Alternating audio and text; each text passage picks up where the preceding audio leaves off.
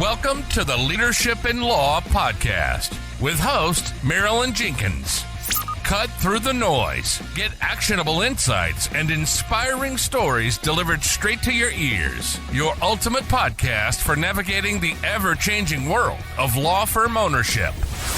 In each episode, we dive deep into the critical topics that matter most to you, from unlocking explosive growth to building a thriving team. We connect you with successful firm leaders and industry experts who share their proven strategies and hard-won wisdom. So, whether you're a seasoned leader or just starting your journey as a law firm owner, the Leadership in Law podcast is here to equip you with the knowledge and tools you need to build a successful and fulfilling legal practice.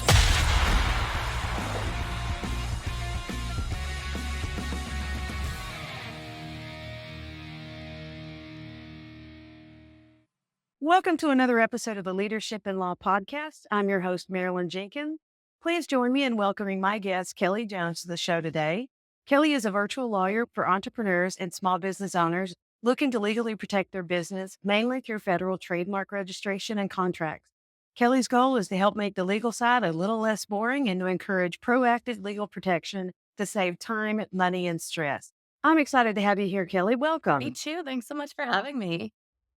Absolutely. Tell us a bit about how you got started. Yeah, so I've been a lawyer for almost 10 years now, but I didn't start my own firm until summer of 2020. So before that, I worked for a couple nonprofits, and then I worked in a private firm doing mostly commercial litigation, going to court every day. So summer of 2020, courts were already closed for a while at that point. So that's kind of when I ended up pivoting and opening my own firm instead and working with small businesses and helping them with mostly trademarks, contracts, and things that do not really involve going to court instead. Okay, excellent. So you're talking trademark research and filing, and then helping make sure they've got their contracts under control. And do you help like not renegotiate, but double check their contracts and fix them if there's problems as well? Yes. So either creating the contracts for them, or just if they got one from someone else or they had an old one that they're using themselves, to review, revise, edit, that kind of stuff. Cool. Now, the one thing I'm really excited about is the trademark registration and that sort of thing about how you market your business. So that's what we really want to focus on today.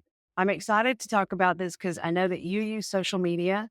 So and a lot of attorneys don't want to do that. They shy away from it. So let's dive into that. How do you use social media? How do you grow your business? Yeah. So I use social media in a few ways. I use Instagram, LinkedIn, TikTok, now Thread that's been around for about maybe a little over a year at this point. Instagram is definitely my primary focus, and it's also where I get the majority of my clients from, but I do use the other platforms as well just to try to diversify that. I'm not as consistent on any other platform aside from Instagram, and now also really pretty consistent on Threads as well, but just because that's kind of like an extension of Instagram or IC. So yeah, I'm on a bunch of platforms, but Instagram is definitely my main focus as far as social media goes. Okay, I want to get into what you're doing and on that platform, but let me ask you a quick question as far as owning your traffic or renting your traffic. You are obviously doing the posts and getting DMs. Are you pulling people to a link tree to your website so you can capture them offsite? Yes. So I do have my own on my website. I have link pages set up that I have for Instagram, for TikTok with various links. So, one obviously is if they schedule a call with me, a consultation or something, then I, collect their information that way. But I do also have free offers that they can go to, or also just lower ticket offers for them to try to capture leads that way and move at least some of those people off social media and onto my email list as well. Okay, excellent. So you're doing lead magnet. Yes. So what type of lead magnet do you find works well in the trademark space? Yeah. So it's a little different. I would say my biggest lead magnet that I've had is I just called it a free legal cheat sheet. And that I kind of broke down a couple of legal topics, not just trademarks, but also, LLC versus corporation, trademarks and contracts. It's not very many page thing, just a couple of different checklists and, things like that. I found that was pretty successful just because I think also a lot of business owners have no idea what they even need when it comes to the legal. So I feel like Mhm. those have been a little bit more successful than my ones that have been focused more on trademarks, just because a lot of business owners don't know that they even need a trademark. So it really has to be Mhm. something more like broad that, is applicable to them. I think checklists and cheat sheets are kind of in any niche what some of the best lead magnets you can put out there. So I think it's great information to use. Yeah. So in your Instagram, are you doing video? Are you doing images? What's your process there? Yeah. So I definitely do a mix of both. I do reels. I would say it's probably almost like half and half between reels and then either static posts or carousel posts. So carousel posts, I usually go more in depth about something, like if it's like 3 things that you need to do or like 4 things to do after you get an LLC or something like that. But also sometimes I do my static posts are more sometimes screenshots of something that I wrote on threads. And those seem to work pretty well too. So it's kind of half and half between video and not video posts. Okay. And when you do a screenshot of your threads, are you in essence sending them to your threads, which would then send them to your link tree Uh, or your website? So, no, because they can't click on the thread, so they're still just seeing my Okay. Instagram post, so they could still go to my Instagram link and, sign up through something that way. And is Threads the one that, and I've got to say, this is showing I don't use Threads. It expires in 24 hours, right? No, so that's stories. So that's it, it's, like, Okay. on my Instagram. So Threads is kind of like Twitter. It's just Meta's alternative Right, platform to right. Twitter. Yeah, so it's just all text-based. So that's why sometimes, if I did have a thread that was performing well over there, just, like 1 or 2 sentences, that's when I'll just Hmm. screenshot that thread. Essentially, like, people screenshot the Twitter posts and repost everywhere. So I'll just Hmm. screenshot that, and that'll be my post. I'll just move it on to, like, I post it on my brand color background and post it on my Instagram and, see if, okay, my audience on Threads liked it. So, maybe that'll transfer over.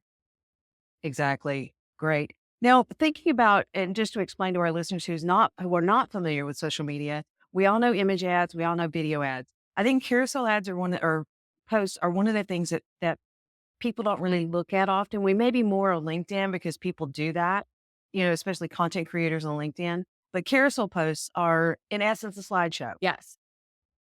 Yeah. Yeah. And you're doing it in steps and showing things along the slideshow. Yes. So, I think also, I don't know. Now I don't feel like I get as much engagement on my carousel posts like that the way that I used to. I think also it's just Instagram is changing, the algorithm's changing. People do tend to like video more. But historically, like over the last few years, my most successful posts have been carousel posts because those are what people have like saved or shared a lot of.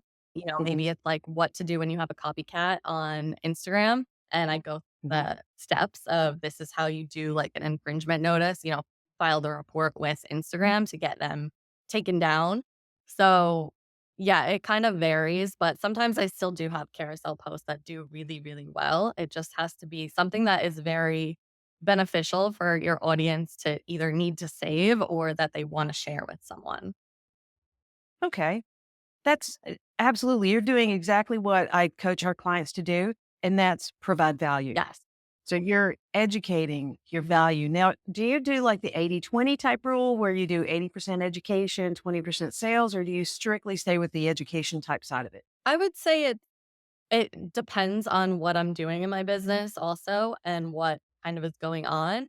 I think there are times where I do probably focus for sure, closer to 100% on just more educational. Maybe I will like put at the bottom of my caption, like start by scheduling a consultation or something like that. But I don't do a lot of hard selling, I guess. And Hmm. except like unless I'm like planning to launch something or having a sale or, something specific or have some specific goal that I'm like working on at that moment. So, or like a workshop coming up or something. So I think it really depends on what I'm doing in my business. But I definitely try to steer at least a heavy majority of it is always just educational and like value based. And I honestly don't consider the call to action, DM me or, I don't consider that salesy if the post is valuable, educational. Yeah. But if it's straight up like sales, we have a new offer. So yes, I'm doing posts for that, but still we've got all of these, variety of educational posts that go out all the time as well. Yeah. So, and so how many people do you have following you on, say, well, Instagram is your main one. So what's your following count? Yeah. So on Instagram, I have just over 9,500 right now. Okay. And it's working to grow your business. That's awesome. Yes. Yes. Tell me a bit about, we talked about your transition and the statistics and stuff. So tell us where you started your Instagram journey and where you are now. Yeah. So actually I started using Instagram, I mean, for, personal before I was even a lawyer. And then um probably when a little bit maybe during law school, I started using Instagram more for fitness related things. I got very big into fitness. I was certified spin instructor, boot camp instructor, very heavily in fitness, even though I was still in law school and then, starting at working at firms and things.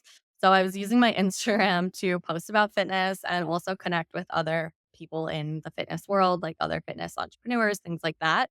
And so I grew that Instagram to about 3,000 followers.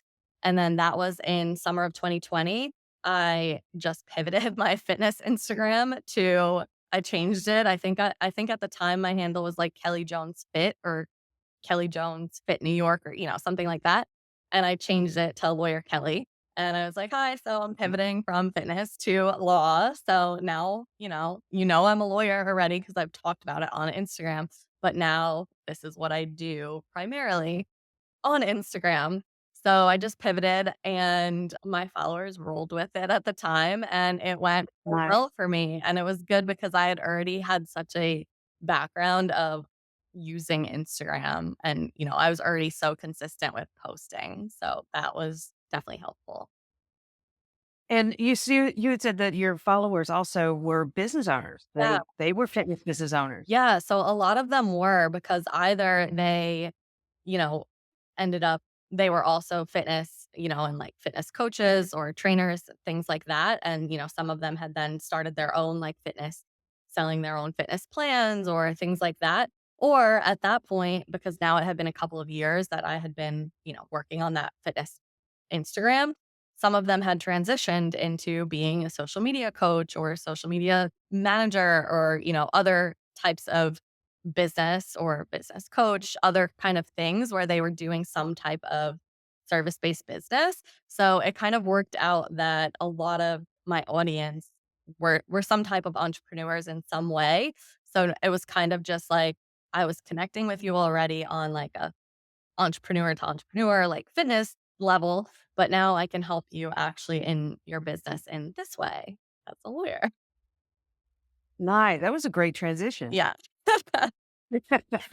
Now, are you reaching for specific, assuming hashtags to reach business owners or influencers, that sort of thing? What's your strategy with the hashtag? Yeah. So I definitely do put hashtags on all my posts. I try to use ones that are relevant to me and relevant to whatever topic I'm talking about. If it's geared more toward like a certain type of business owner or a certain topic like trademarks versus, copyright or contracts or something.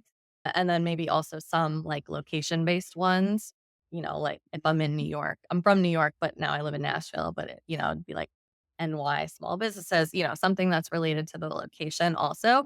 To be honest, I don't really know how beneficial or like helpful that is. Sometimes because I do look at my Instagram insights, sometimes I do get some reach from the hashtags. And sometimes, even if it's the same exact hashtags, I get no reach from it. Sometimes I do get some reach from the hashtag. I feel like maybe they sometimes work if they're, related to, they're just not completely like unrelated and just something that you're typing in for like some type of thinking you're going to get some type of growth from it or something.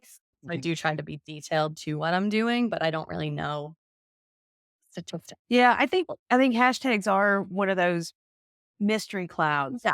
They're At one point, what was it, about 4 or 5 years ago, there was like, "Oh, this is exactly how you use hashtags, and you do this, and you always put the top 10 in the first comment, don't put them on your post," Yeah. and it's like, so I don't think anybody really knows how hashtags are at work or how they bring traffic or don't. Yeah, I So agree. it's interesting to watch that in your insights to see how it's changing. Yeah, so use them, hope for the best. Yeah. Well, if you're thinking about the people that are listening that are shy about using social media, what would be your advice to get them kind of to loosen up about social media and just start sharing? Yeah, I think really just practice. The more you do it, the more comfortable you'll get.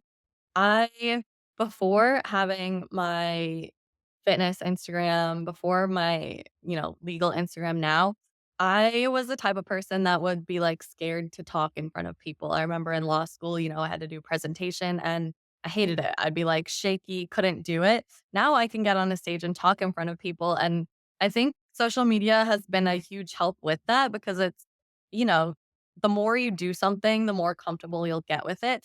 So, sure, your first, I don't know, maybe even 100 videos, you might look back and be like, "Oh, that's so cringy or awkward," or whatever, and I'm sure mine for sure are, but that's how you get better. So you just have to kinda keep doing it. Also stories is a good place to start. Those are the ones that do expire on Instagram after 24 hours, so you're not necessarily putting it out there to your entire audience, and just start talking on it, delete them if you have to, and then just keep doing it. The more you do something, the better you'll get at it, and the easier it'll become for you, and the less time it'll take you eventually.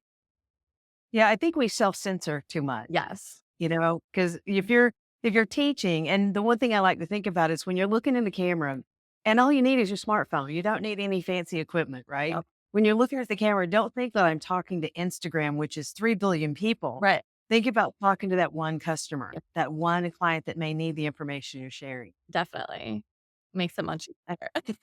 Yeah, exactly. So I love what you're doing, and I love the way you're sharing a lot of how-to information. What types of clients are you finding on Instagram? I mean, is there a specific industry that's more receptive to what you're doing? How's that go? I would say I definitely find more service-based businesses than product-based. I do have a lot of product-based clients, but I think a lot of them had a service-based business first or service-based businesses. So a lot of them also are online businesses. I think also that just comes with people that have an online business are online more to Yeah. find me. So that's definitely a big portion. I do also have a large, like, subsection of clients that are in the beauty industry, and I think also that comes with them needing to be online to market their Mhm. person businesses. So, yeah, I think that's definitely the biggest, like, online businesses, online coaches, service providers, copywriters things like that. And then also podcast hosts are definitely a big one too, but also again, because 'cause they're online posting about their podcast episodes. So, Right. yeah, so that's definitely the biggest. And what are you doing on TikTok?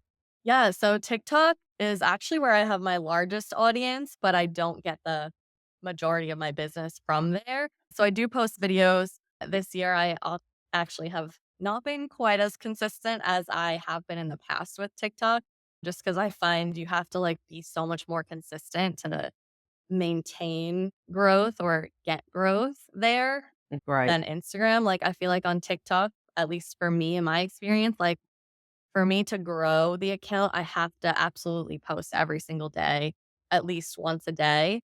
Whereas Instagram, I don't necessarily always have to do it every day. So sometimes that can just be a lot to all. Overwhelming. Exactly. So I haven't been as consistent. But yeah, I do like TikTok also because I feel like people show up on TikTok in any capacity. Like, you do not need to be produced. You do not have to have your makeup on and your hair perfect. Like, people show up on TikTok as themselves. And that is one thing I do really like about TikTok. Like, you can just show up and talk And you see the transition. A lot of people that have large followings on Instagram are on TikTok as well. Yes. Yeah. Mhm. And it is, I always felt that it's changed. TikTok used to be if you're selling a product, that's the thing that, that would be very good. But I've seen the transition Mhm. of services and service providers going there, and that's starting to make some changes. Do you do ads on TikTok or Instagram? So I've never done ads on TikTok. I would definitely consider it at some point, I think. I think at once I started to, like, look into it and then I got distracted or something, but Instagram, I have done ads at various times, both with agencies and then also just, like, myself trying to do them. So, yeah, it kind of varies. Okay. Just wonder if you had any successes. I know that we've done some ads and dabbled in ads on TikTok. And again, that's where we're seeing a little bit of change towards, service-based businesses, but it's just not the payoff yet for service-based. But I wasn't sure if you had any experience with that. Yeah. For TikTok, I'm not sure. For Instagram, I know other people that have been successful with Instagram ads. For me, every time I've tried, I've either lost money or broken even pretty much. Now I do occasionally, and that's with like pull ads through like the ads manager. Right. Now I do occasionally boost my Instagram posts, which a lot of ads people are like, oh, that's a no no. But sometimes if a post has already organically done really well, I will put like $1 to $5 behind it on boosting it.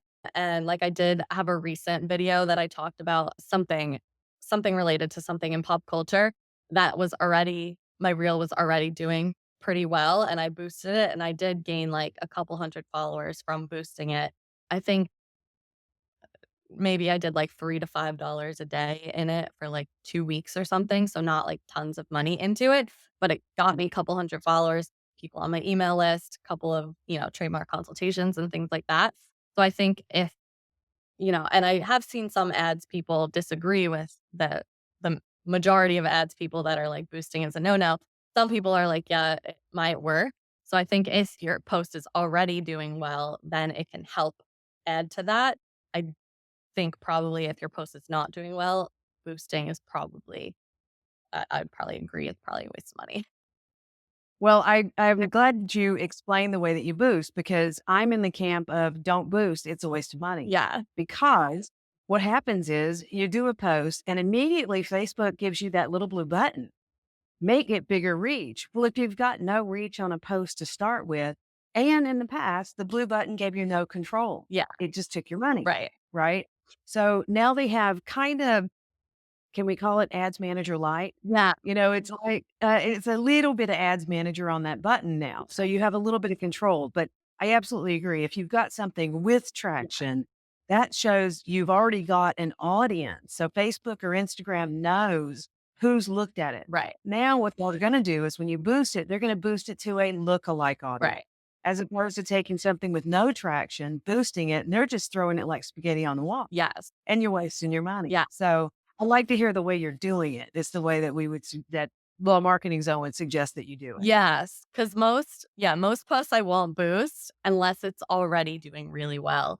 And I don't know if this has changed, but I know, like, sometimes, like, I've never boosted directly from my phone from Instagram. I feel like I've always Mhm. done it from the computer, from, like, because I think that's a better way to do it. or You have more control. start yeah, Yeah, I mean, if you look at Ads Manager on your phone, just directly into Ads Manager, you can see everything, but you can't see everything. right. I mean, you can see the highlights, but you can't see a lot of the inner working. I think there's certain times you really need to go to your website to your computer to do it. Yeah. And you're not doing a whole lot on LinkedIn though, right? I try to. I post probably like I try to do once a week, but sometimes it might be like every other week or so. I'm getting better about it this year, and I've actually gotten some clients this year from LinkedIn. So I'm like, oh, I post and it works. But I just, Maybe I should post some more. so my goal is for sure to be more consistent on LinkedIn. And actually, the funny thing is, all of my LinkedIn posts are things that I've previously posted on Instagram. I might like change the caption a little bit to be maybe like a slightly higher professional tone than Instagram, but I also take a lot of times I'll take one of the images from a carousel. Like I had one that was like the strength of a trademark, and it was like a, like a image that I had created about it. So I put just that one picture and then my caption. And those seem to do well on LinkedIn, and it's already stuff that I've done. So I'm just repurposing it a little bit. So that's definitely my goal. But I get so many cold messages on LinkedIn that it makes me not want to go on the platform. But my goal is to be more consistent there. Well, LinkedIn has loosens it tie a little bit. It's not as stiff as it used to be. They're also doing more video and that sort of thing. So yes, there's a lot of cold messaging because any B2B customer business is trying to reach out to you. Yeah. I'm on LinkedIn all the time, and I get a tremendous amount of spam. So, you got to weed through it. But I think LinkedIn is definitely worth doing it. It's interesting that you, even inconsistently, you've seen traction and revenue from it. Yeah. Yeah. So definitely would like to continue there. And I think also, the clients that I've gotten from there are a little bit different. They're not online business owners. They're, startups or product based companies, which I think obviously, because a lot of founders and stuff use LinkedIn. I mean, I'm sure a lot of the online business owners also use LinkedIn, but it's just, more people that or a wider type of audience that I could get on LinkedIn. Exactly. Cast your net in a wider audience. Exactly. Mm-hmm. Well, this has been super exciting. I've just really enjoyed talking with you because, like I said, we try to get our clients to give us like intro videos and just, value based, like every attorney has FAQs, right? And, each client has this many questions. So we suggest doing a video for each one because 30 seconds is all you need. Right. You say a lot in 30 seconds, right? So I appreciate your advice to attorneys that are listening and your experience of transitioning and growing your business. And that's your marketing platform is the social media. Yes. Thanks so much. Great. Well, thank you for being here. And thank you everyone for listening to another episode of the Leadership in Law podcast. Thanks for joining me today for this episode. As we wrap up, I'd love for you to do two things. First, subscribe to this podcast so you don't miss an episode. And if you find value here, I'd love it if you would rate it and review it. That really does make a difference in helping other people to discover this podcast. Second, you can connect with me on LinkedIn to keep up with what I'm currently learning and thinking about. And if you're ready to take the next step with a digital strategist to help you grow your law firm, I'd be honored to help you. Just go to lawmarketingzone.com to book a call with me. Stay tuned for our next episode next week. Until then, as always, thanks for listening to Leadership in Law podcast, and be sure to subscribe wherever you listen to podcasts so you don't miss the next episode. Thanks for joining us on another episode of the Leadership in Law podcast. Remember, you're not alone on this journey. There's a whole community of law firm owners out there facing similar challenges and striving for the same success. Head over to our website at lawmarketingzone.com. From there, connect with other listeners, access valuable resources, and stay up to date on the latest episodes. Don't forget to subscribe and leave us a review on your favorite podcast platform. Until next time, keep leading with vision and keep growing your firm.